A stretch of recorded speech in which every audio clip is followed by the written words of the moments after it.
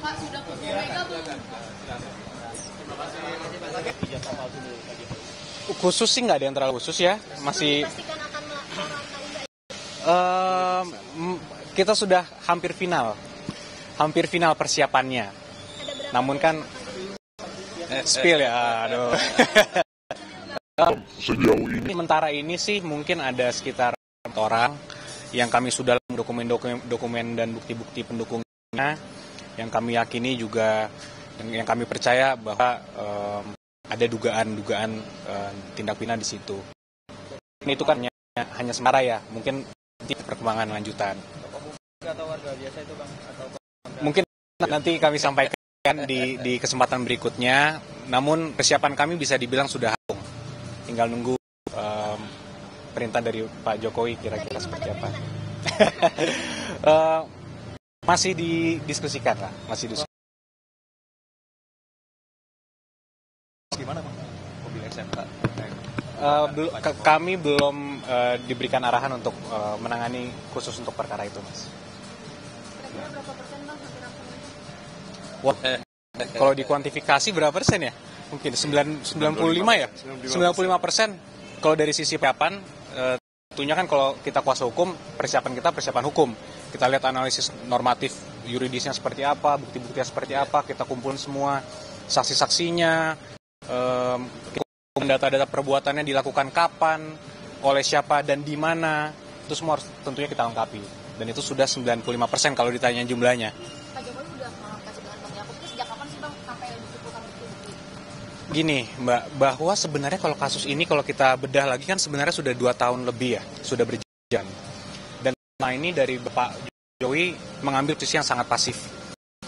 Mungkin mengingat beliau juga merupakan Presiden Republik Indonesia pada saat itu, sehingga mungkin beliau juga tidak akan mau mengambil langkah hukum apapun.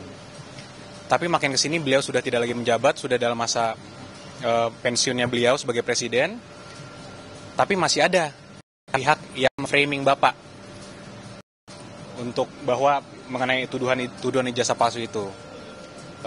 Sehingga ya mungkin satu-satunya cara ya akan kita ambil langkah hukum.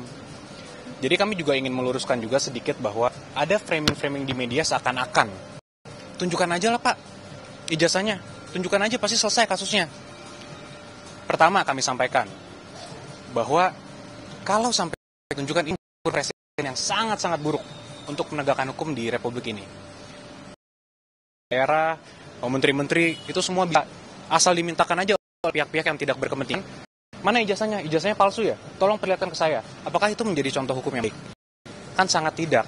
Gitu. Jadi ini pembelajaran hukum yang baik juga. Jangan sampai ini bisa terjadi ke masyarakat lain.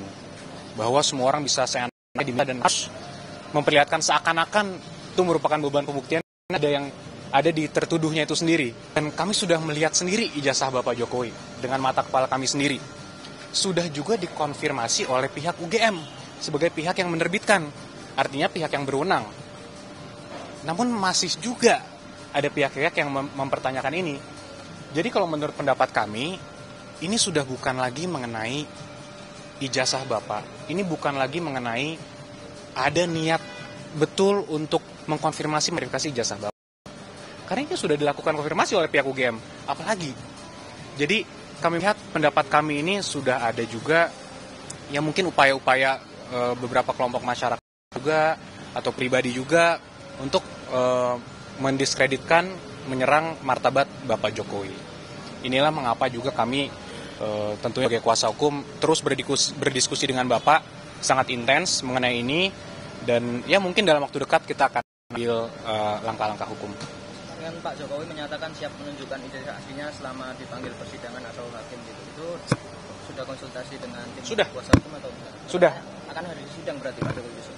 Tentunya prosedurnya kan sudah ada. Kalau nanti kita tempuh sudah ada diatur dalam kitab, semuanya jelas. Kapan kita menunjukkan itu, kapan kita harus memperlihatkan apakah ke penyidik perlihatkan, apakah nanti diminta hakim, itu semua sudah ada mekanismenya. Tapi poinnya adalah Bapak Jokowi sangat tidak keberatan kalau memang diminta sesuai dengan hukum.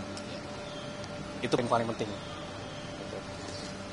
Ini laporannya ke pidana atau ke kepolisian terlebih dahulu? Masih kita tinjau lagi. Namun sepertinya pidana perdata sih tetap kita cadangkan hak hukum tersebut, hak Bapak. Cuman di masa dekat ini mungkin akan kita tempuh jalur dana mungkin. Mungkin ada tim kita sekitar 15 orang tim kita. Ada tambahan mungkin?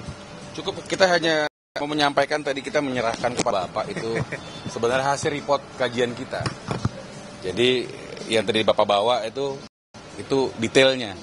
Sehingga memang seperti tadi Pak Yaakob bilang, kita sudah rampung dan siap untuk tayang, kira-kira seperti itu. Dari saya cukup.